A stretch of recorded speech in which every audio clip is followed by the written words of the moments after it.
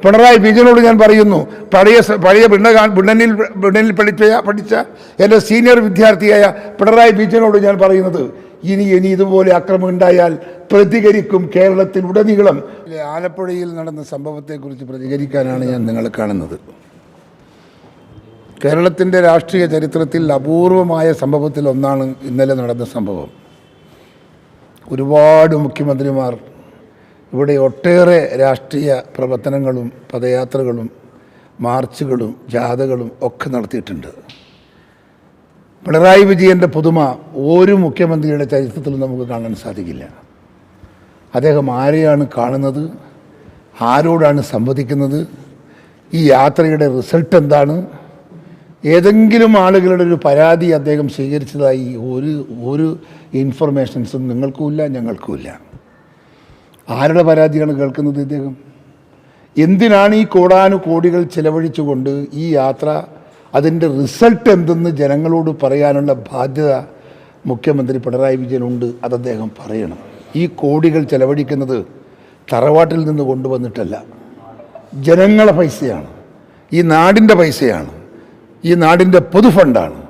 അത് ഇതുപോലെ ദുരുപയോഗം ചെയ്യുമ്പോൾ അത് എന്തിനു വേണ്ടി ചെലവഴിച്ചു എന്ന് ജനങ്ങളെ ബോധ്യപ്പെടുത്താനുള്ള ഒരു ഉത്തരവാദിത്വം ജനാധിപത്യ രാഷ്ട്രീയ പ്രക്രിയയിൽ അതിൻ്റെ ഭരിക്കുന്ന ഭരണകർത്താക്കൾക്കുണ്ട് എന്നൊരു യാഥാർത്ഥ്യമാണ്.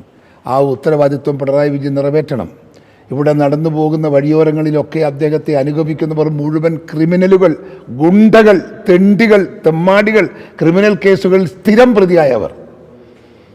കൂടെയുള്ള പോലീസ് ബോഡി ഗാർഡ് പോലും ക്രിമിനലായ പോലീസ് ഉദ്യോഗസ്ഥനാണ്. ഇന്നലെ ലാത്തിയടി കണ്ടില്ലേ നിങ്ങൾ? ആ ലാത്തിയ അടിക്കുന്നത് ആരാണ്? തെരുവിൽ നടന്നു പോകുന്നവനല്ല, SFIയുടെ പിള്ളേരല്ല, DYFIയുടെ ഗുണ്ടകളല്ല, അദ്ദേഹത്തിൻ്റെ ബോഡി ഗാർഡായി നിൽക്കുന്ന അനിൽ എന്ന് പറയുന്ന പോലീസ് ഉദ്യോഗസ്ഥൻ. ആ പോലീസ് ഉദ്യോഗസ്ഥൻ ലാത്തി എടുത്ത് പ്രതിഷേധിച്ച യൂത്ത് കോൺഗ്രസ്സുകാരെ തല്ലാൻ പോയി എന്ന് പറഞ്ഞാൽ പിണറായി വിജയൻ്റെ ബോഡി ഗാർഡ് ആരാണെന്ന് കണക്കൂട്ടാൻ ഞാൻ നേരത്തെ പറഞ്ഞത് ശരിയല്ലേ?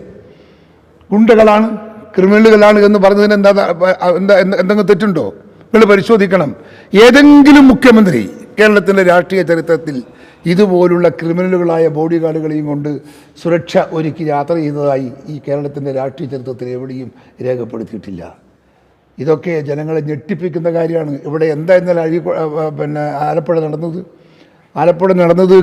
അവരാ കുട്ടികളെ നിങ്ങളെല്ലാം ചാനലുകളിൽ കാണാം. ആ കുട്ടികൾ എന്ത് തെറ്റ് ചെയ്തു? പ്രതിഷേധിക്കാൻ പാടില്ലേ? ജനാധിപത്യ സംവിധാനത്തിൽ പ്രതിഷേധിക്കാൻ പാടില്ലേ? പ്രതിഷേധം ജനാധിപത്യത്തിലില്ലേ? DYFIക്കാർ പ്രതിഷേധിക്കാറില്ലേ? SFIക്കാർ പ്രതിഷേധിക്കാറില്ലേ? ഈ പിണറായി വിജയൻ പ്രതിഷേധിച്ചിട്ടില്ലേ? എത്രയോ പ്രതിഷേധ പ്രകടനങ്ങൾ നടത്തിയ ആളല്ലേ ഇദ്ദേഹം. ഇദ്ദേഹത്തിനൊക്കെ അതൊക്കെ ആവാമായിരുന്നുവെങ്കിൽ കേരളത്തിൽ ഇന്നും അത് നടക്കുമെന്ന് അദ്ദേഹം മനസ്സിലാക്കണ്ടേ? അദ്ദേഹം നടക്കുന്ന ജാഥ ഈ നാടിൻ്റെ പൊതു ഫണ്ട് ദൂർത്തടിച്ച് നടത്തുന്ന ഈ ജാഥ കേരളത്തിലെ രാഷ്ട്രീയ രംഗത്തോ സാമൂഹ്യ രംഗത്തോ സാംസ്കാരിക രംഗത്തോ വികസന രംഗത്തോ ഒരു ചലനവും ഒരു വികസനവും ഉണ്ടാക്കാൻ പോകുന്ന ഒരു ജാഥയല്ല എന്ന് കേരളം ഇതിനകം മനസ്സിലാക്കി കഴിഞ്ഞിരിക്കുന്നു. തെരുവിലുടനീളം ക്രിമിനലുകളെ അടിച്ചിളക്കി മുഖ്യമന്ത്രിക്ക് സുരക്ഷയൊരുക്കി ഈ സംസ്ഥാനത്തെ എല്ലാം വിറപ്പിക്കാമെന്ന് എന്തൊക്കെ കരുതുന്നുണ്ടോ? ഞാൻ ഉറപ്പിച്ച് പറയുന്നു, CPMോട്, പിണറായി വിജയനോട് ഞാൻ പറയുന്നു, പഴയ ബ്രിട്ടനിൽ പഠിച്ച എൻ്റെ സീനിയർ വിദ്യാർത്ഥിയായ പിണറായി വിജയനോട് ഞാൻ പറയുന്നത്, ഇനി ഇതുപോലെ അക്രമം ഉണ്ടായാൽ പ്രതികരിക്കും കേരളത്തിൽ ഉടനീളം.